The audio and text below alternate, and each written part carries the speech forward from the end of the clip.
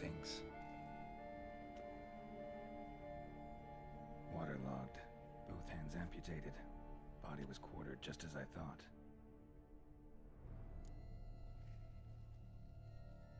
Laid in water for some time. Head swollen, and something took a few bites out of it. Something in the throat. A pouch, bulging with coins. Nilfgaardian florins, from several different provinces. If the murderer did this, means we're dealing with a sentient thinking beast.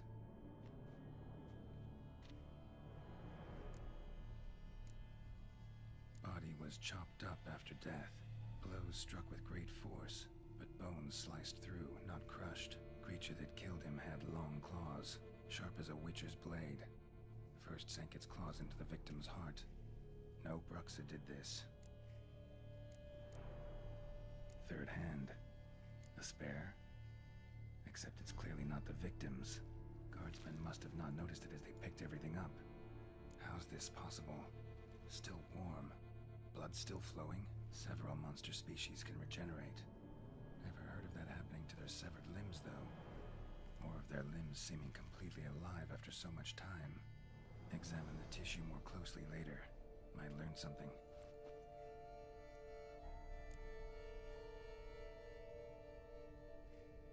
So, murderer was clearly a monster, but not a Bruxa. But then why'd the Bruxa come here for the severed hand? And who does the hand belong to? Why the hell's it still warm? Now, pouch shoved down the victim's throat. What's the significance? And why was he chopped up into pieces? Lots of questions, no answers so far. Need to know about the other victims. I'll ask Palmerin to get me in to see the Duchess.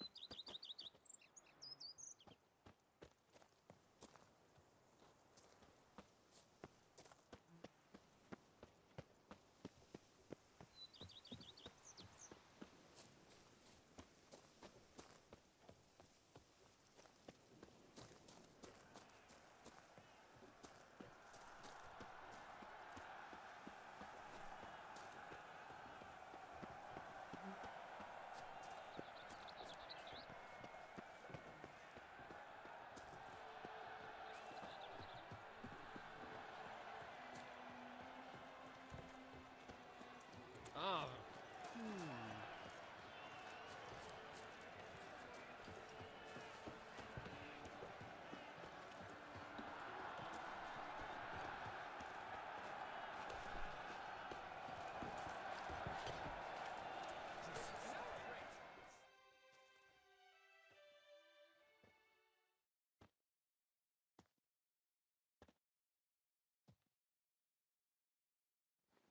Need to speak to the Duchess, urgently.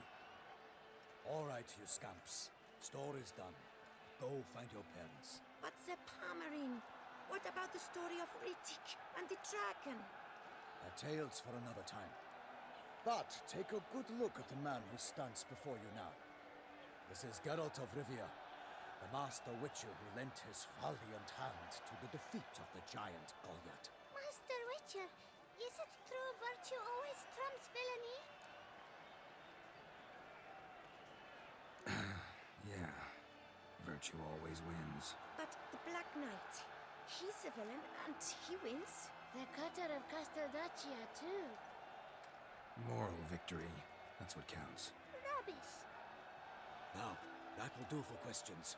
Go find your parents. Her Enlightened Highness has doubtless arrived at the tourney grounds to watch the battle in the arena. If we hurry, we'll be in time to speak with her before the spectacle begins. Lead the way.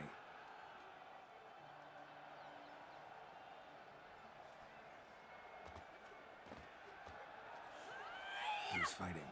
Nilfgaardian gladiators? Close, but not quite. As you will soon see. Someone's gonna fight a Shaelmar? With only some bells on its tail to confuse it, slow it down? Whatever is the problem? The beast is a gift from the Emperor, no less.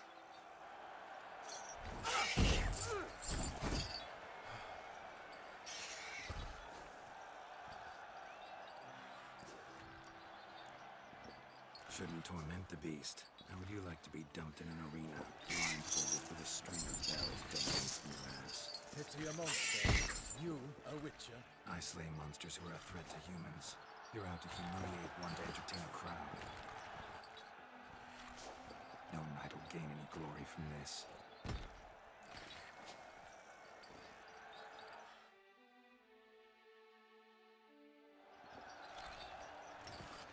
Let's go.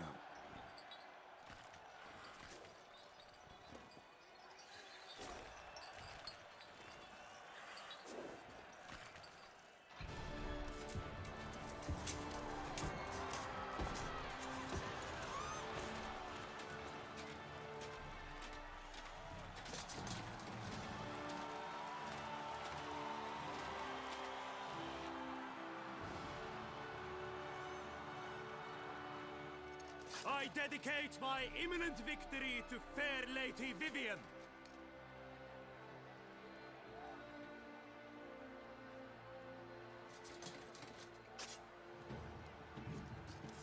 It's begun. The fight shall have to end first. We must wait.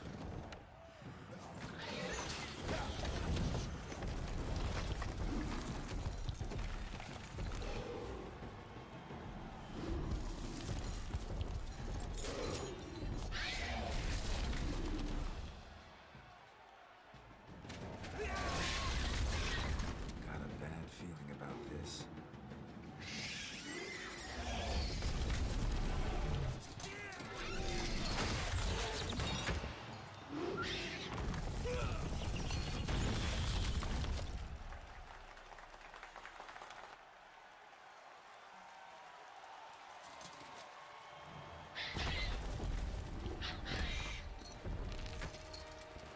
Damn it.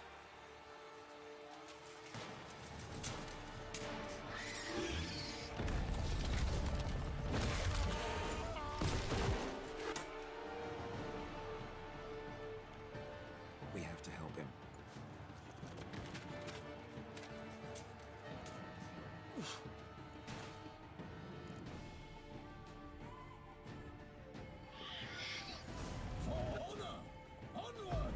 Gotta keep it down. Cannot tell. Alas, for nightly, the beast leaves its foul girth, let loose a roar, and drop to the earth. And the Witcher, in one mighty bound, to give fight to the beast, its plans confound. The fate of the beast has been willed by the gods, so it shall triumph against all odds.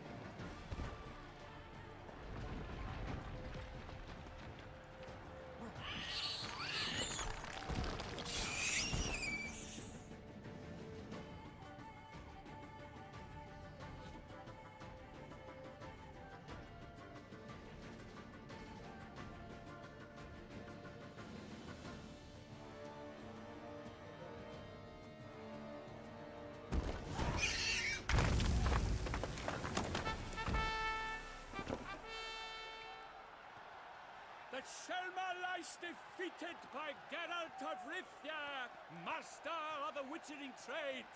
Behold, as the last gasps of life seep from the beast.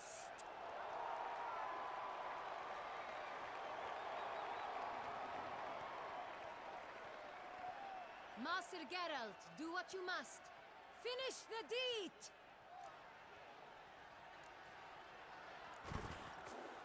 Monster's no threat. No need to kill it. A victor may always show mercy. It is his right. Long live Geralt the Merciful! Pikeman, see to the beast.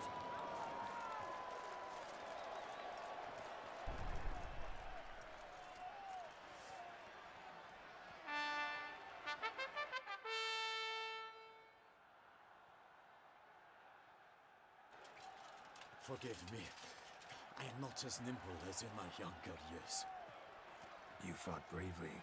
Thanks for your help.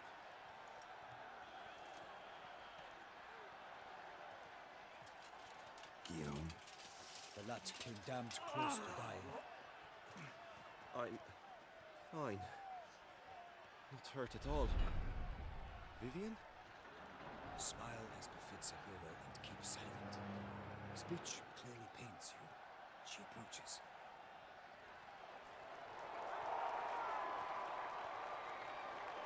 Geralt. We must talk. Vivian. You shall talk later, in the medic's tent.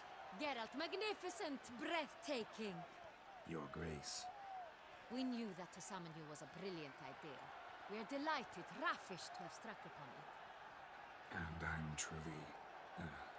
honored. See to our young hero. Hop, hop. For we must make off with Geralt. We should talk.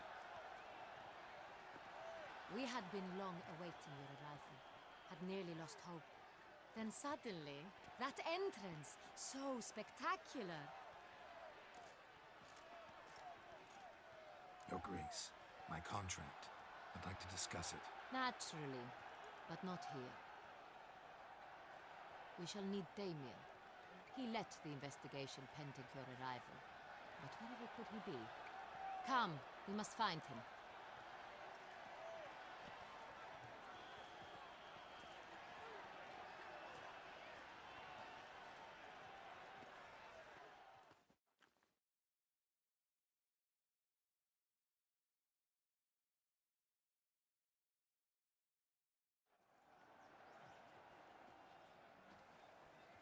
Tell us, have you come alone? Or did Viscount Julian accompany you? Wish to see Dandelion, Your Grace? Yes. I mean, no. Yes. But solely to tell him we regret. Yes, deeply regret rescinding the death sentence we so justly handed down upon him. If we could turn back time, we would make certain he sat in a tower till he rotted. No, we would ensure he was broken on the wheel, then drawn, hanged, and quartered.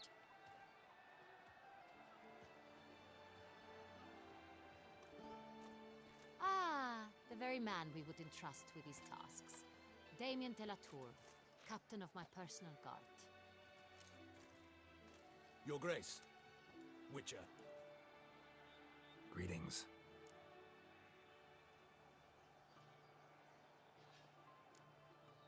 Sorry to have to tell you, but the guardsman handling the last victim's body... I know already. The creature in the cellar of Corvo Bianco. Was it the beast? No. A bruxa, a kind of vampire. Not the beast, but tied to it in some way.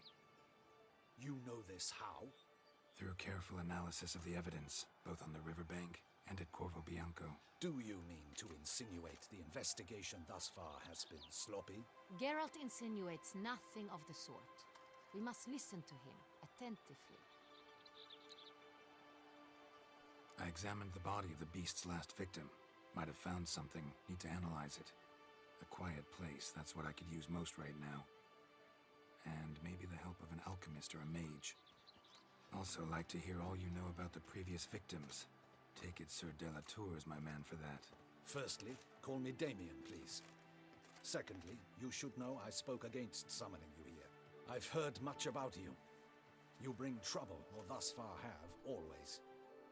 and we've enough trouble as it is. Yet we are capable of defeating the beast on our own, without an outsider's help. I've no doubt about it. Damien, we settled the matter of the Witcher's employ some time past. Definitively. Since you have broached it nonetheless, let us discuss Geralt's pay. Are the legends true? Do Witchers usually demand that which you find at home, yet did not expect?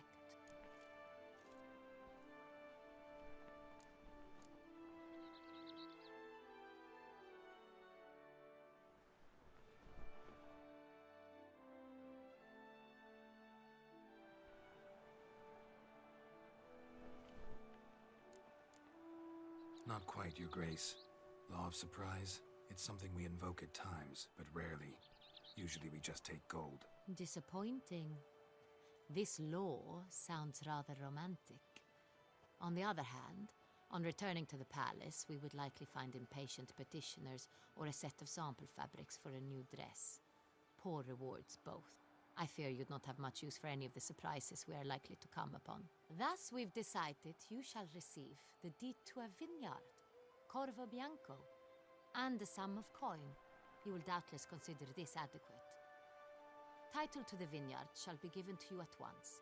Surely you'll need lodgings while you hunt. The coin, however, will be yours only once you have slain the beast. Lovely, generous gesture, Your Grace. Corvo Bianco. Isn't it the Duchy's temporary morgue? Is it now? The Chancellery's bungled things again, we fear. Not to be left unsupervised for one instant. Yet, in its mood, a morgue should present minimal problems to a Witcher.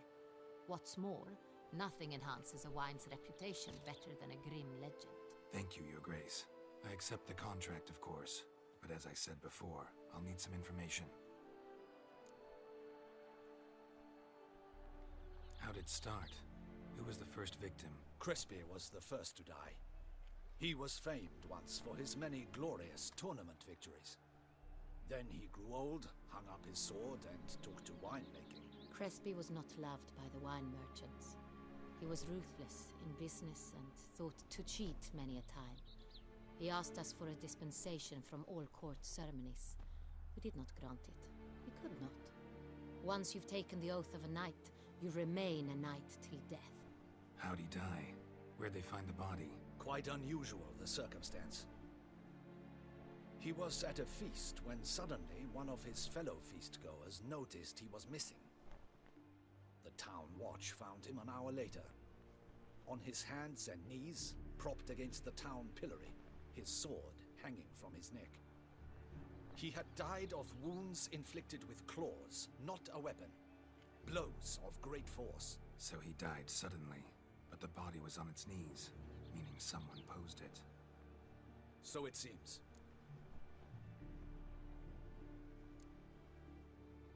Second murder. Tell me what you know. In the city there are certain nooks. No one reasonable ventures there after dark. Ramon Dulac's corpse was found in one such place. With the first murder, terror gripped the city. Its inhabitants grew wary, kept to safe areas. Consequently, news of the second victim came to us from a group of concerned cut-purses. Criminals fear the beast? Telling in a way. Take it you've excluded the possibility that Ramon died at the hands of these bandits. Do you believe me an amateur? Not hands, but claws killed Ramon Dulac. The wound was deep, clean. His body was found in the gutter, dressed in nightshirt and cap, a pillow placed under his head, and his sword replaced by a bed warmer. Ramon Dulac, a knight who but a dozen years past was an advisor to our father, the Duke. Someone went to a lot of trouble to make him look ridiculous. Maybe revenge was the motive. It's not out of the question. Dulac had shady dealings with the criminal underworld, but no one ever came forth with concrete proof of any misdoings. So, first two victims were knights, best years behind them. The same could be said of the third. Sir Delacroix was wont to claim that in modern times, knights face new challenges, enterprise being the latest addition to the chivalric virtues. He made a veritable fortune in the grain trade. Palmerin even nicknamed him Sir della Stinci. Found a coin pouch on his body. Contained florins dating from various times, hailing from different provinces of the Empire. Delacroix loved coin, true, but had no patience for numismatics. Lots of similarities between the victims. All the bodies were found in strange places under extraordinary circumstances. Seems the murderer, whoever or whatever it is, has some meaning to convey. These were honorable men. We are horrified by the disdain, the disrespect with which they were treated. These were knights of Toussaint. Blast it. Might be the point. From what you say, none was a model of virtue. Ever considered that's what the beast's trying to draw attention to? All the murdered men were knights who swore fealty to the 5 chivalric virtues. And even if the Knights of Toussaint swear fealty to what virtues exactly? honor, wisdom, generosity, valor, and compassion. Beast seems to be pointing up moral decay, denouncing it. Victims were all humiliated. Might have been murdered to emphasize their lack of specific chivalric virtues. Honor compromised by the pillory. Wisdom by ridicule. Generosity by a coin pouch shoved down a throat. It seems to fit, true, though not perfectly. Can't discount the theory if it's on the lips of everyone in town. Say our reasoning's right. Next murder will be just as showy and denounce the victim's lack of the 4th virtue, valor. We can also assume that victim will be an elder knight. Let's think. At the moment, all the knights are either at the tourney grounds or in the palace gardens. Our annual hare hunt shall begin there shortly. Have you heard of the custom? Milton mentioned something. Seemed excited to prance around in a bunny costume. Not sure why. Hang on. Strange circumstances. A knight advanced in years. The famed cowardice of rabbits. Could it be that simple? Is Milton de Peyrac Peyren the next victim? Milton also knew Delacroix. Told me so down by the river. Damien! To miss something so obvious. De Peyrac Peyren, Crespi, Delacroix, and Delac formed a knightly team. It was years ago, but...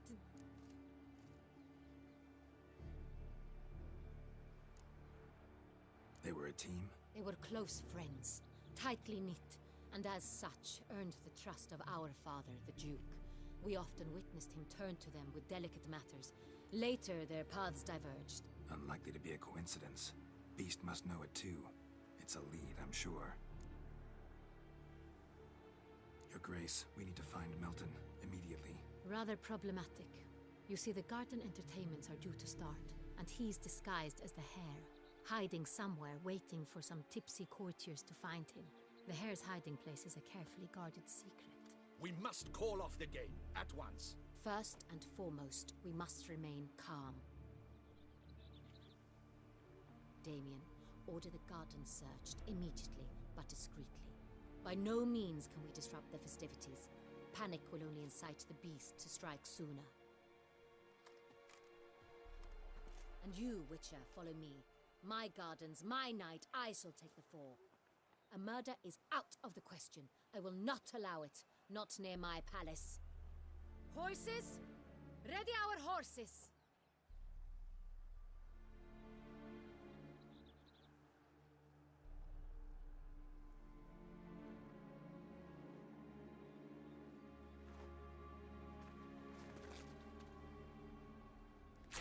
Your Grace!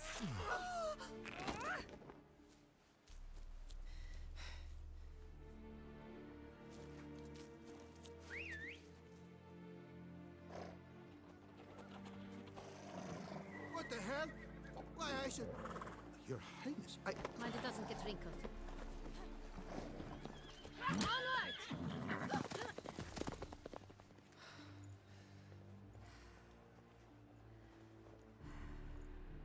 Hey! That is silk! Be careful! Give it to me!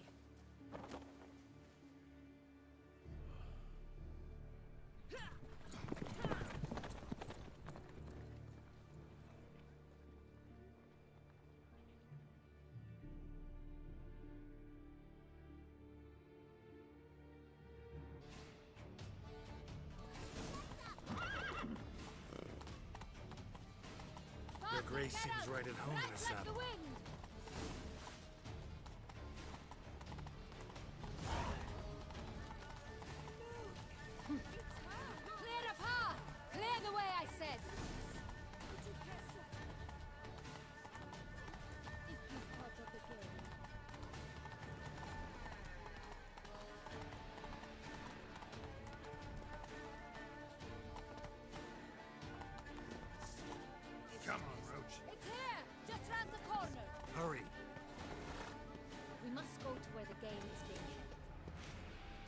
Participants must find a unicorn's horn, a golden fish, and a phoenix egg. With these in hand, they can deduce where the hare, Milton, hides. Mean we need to find those things too? We've no other option, but time is of the essence, so we shall have to break the rules.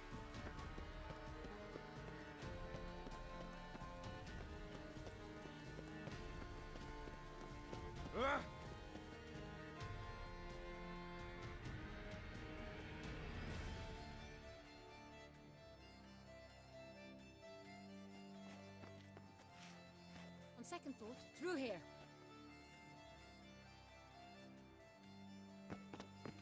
I shall show you where the hunt plays out. Then we will split up. You will get hold of the unicorn horn and the golden fish, while I nab the phoenix egg. That will be quickest. The unicorn. How do I catch it? It's terribly skittish, true, but I'm sure you will find a way to earn its trust. It runs around over there, look. Golden fish. Do I need a rod or a net? Please, Geralt. It's not a real fish. Look there, towards the water. See the lights? The hunters are trying to hook the fish from boats. You must simply dive in and find it. The golden fish and the horn both contain things or clues that will help us find Milton.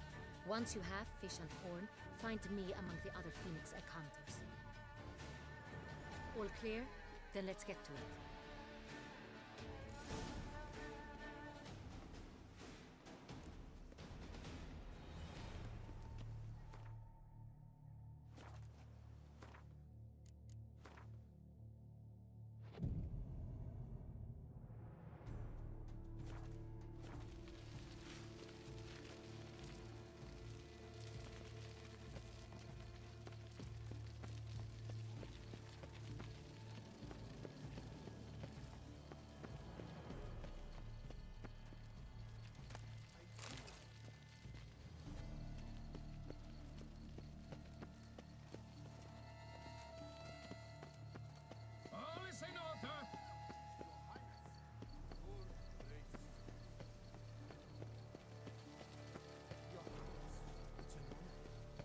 Is the game to your liking, maiden?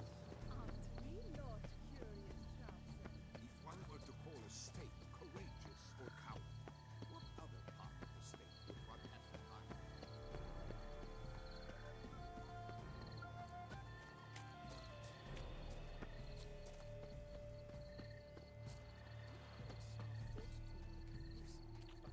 This is no true unicorn.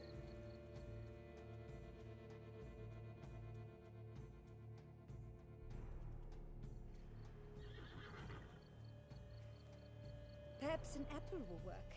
Or some sweets. We would not be in this predicament, dear sister, were you still a virgin. Do you really wish to have this conversation again? Here and now? Hush, or you'll spook the beast. We shall try the sweets. Hey folks, gonna have to ruin your fun. Sorry. Who's that?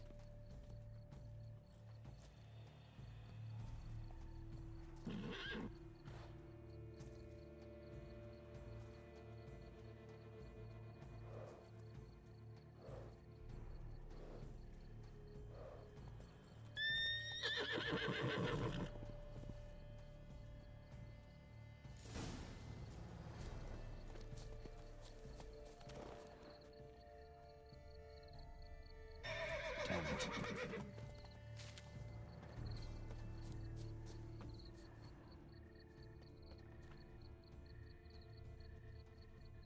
Cold game's not likely to tempt a unicorn.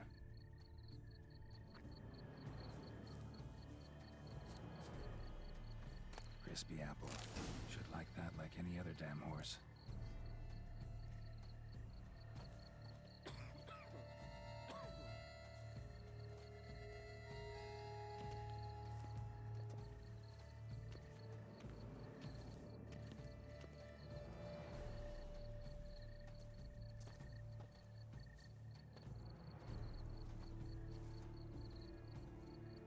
An apple. Yum yum.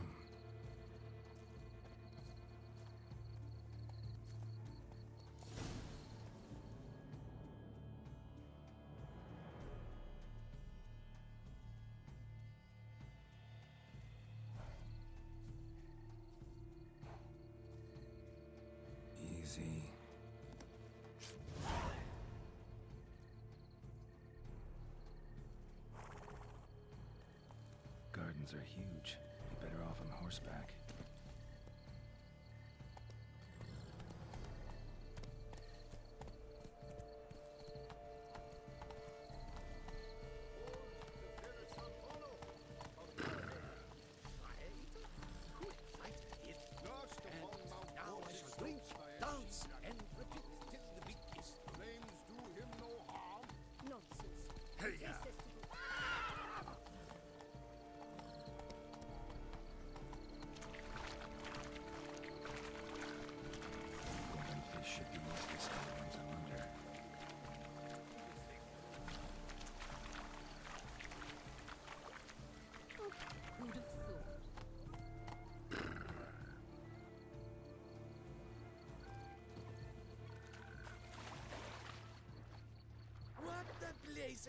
Did someone just dive in the water? Perhaps that's the way to do it.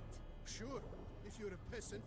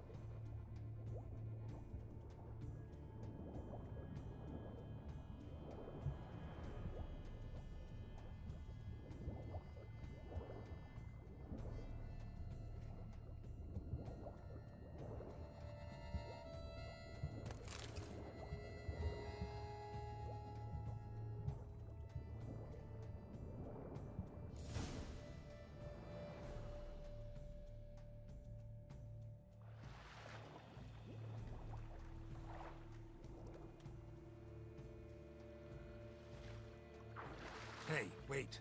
Stop. It's important.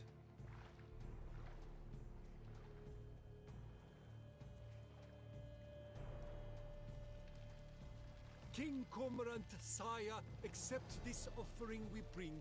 Prithee cast upon us your merciful eye, and bear before us its secrets. As the moon is heavily coursed of trace, in my domain I await that moment of grace, when a soul of good or ill repute brings me a gift, fitting tribute.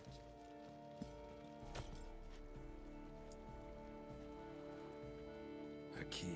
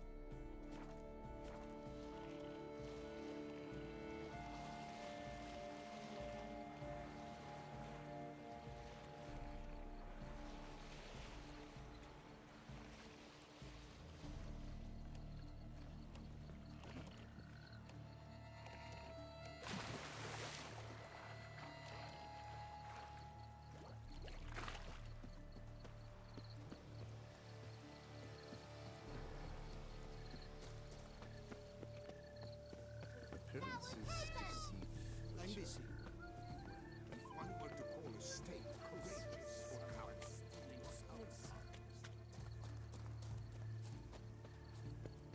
have you noticed all the gods in the gardens? Is something afoot, do you think? It's a possibility. We must keep What's your prize?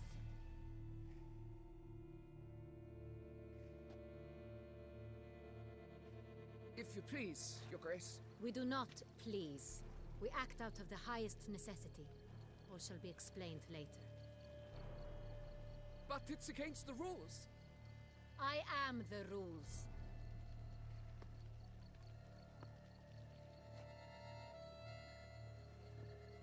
Geralt! At last. Got a key and a clue. And I've another. Show me yours. Who wrote this drivel? I begin like a groan, hollowed out with ease, then end like a mouse, with a head of hard cheese.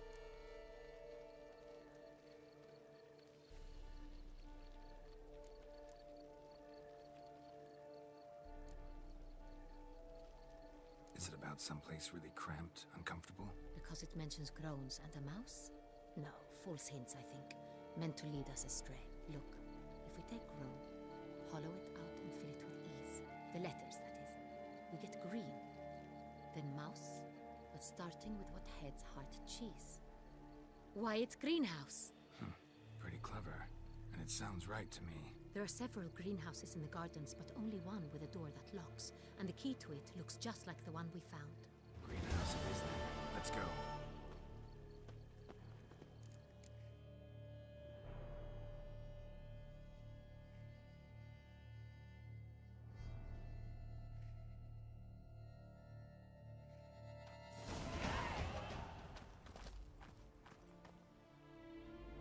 Wait here.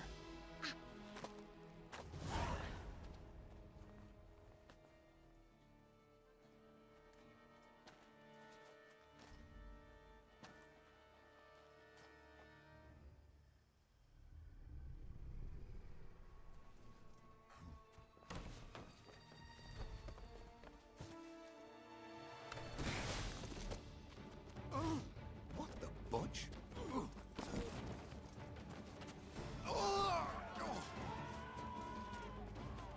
What was that?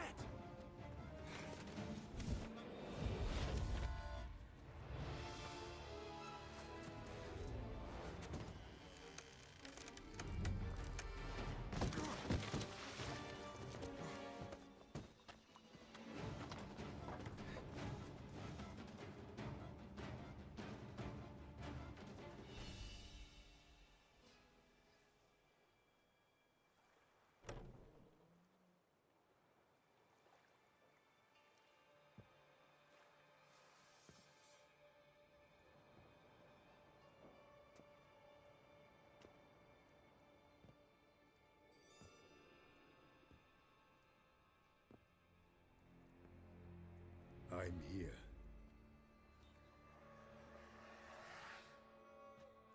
This belonged to you, maybe? It did, but you may keep it. I've a new one. I do not know you. I've done you no harm. Yet first you butchered a Bruxer who was dear to me. Now you pursue me. Why? You've killed 4 innocent people, at least. And you? How many innocents have you cut down?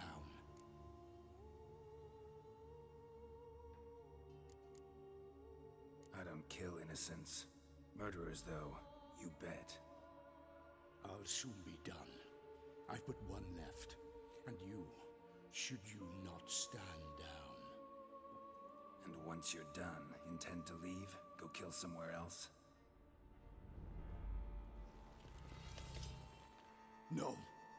I intend to live. Happily ever after.